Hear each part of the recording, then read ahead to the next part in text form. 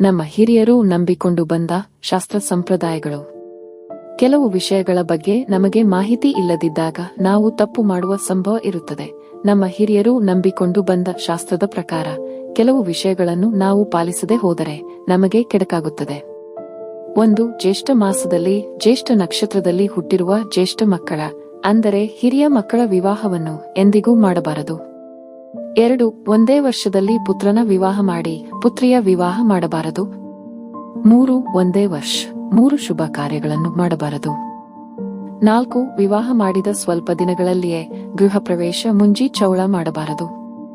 5. ವಿವಾಹದಲ್ಲಿ ವಧುವಿಗೆ ಗುರುಬಲ ಮತ್ತು ವರನಿಗೆ ರವಿ ಬಲವನ್ನು ಮುಖ್ಯವಾಗಿ ನೋಡಬೇಕು, ಆದರೆ ಇಬ್ಬರಿಗೂ ಚಂದ್ರ ಬಲವನ್ನು ನೋಡಬೇಕು.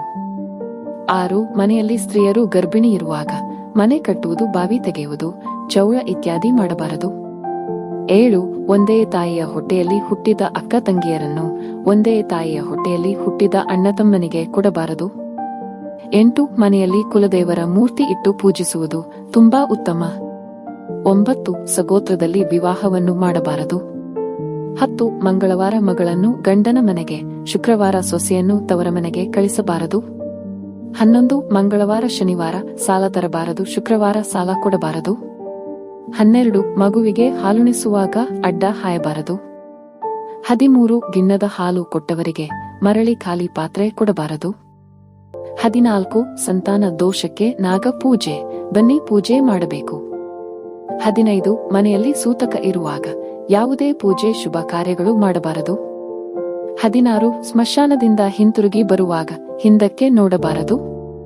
17. ಅಮಾವಾಸ್ಯೆ, ಸಂಕ್ರಾಂತಿ, ಗ್ರಹಣದ ಕಾಲದಲ್ಲಿ ಯಾವುದೇ ಮುಖ್ಯ ಕಾರ್ಯದ ಸಲುವಾಗಿ ಪ್ರಯಾಣ ಮಾಡಬಾರದು.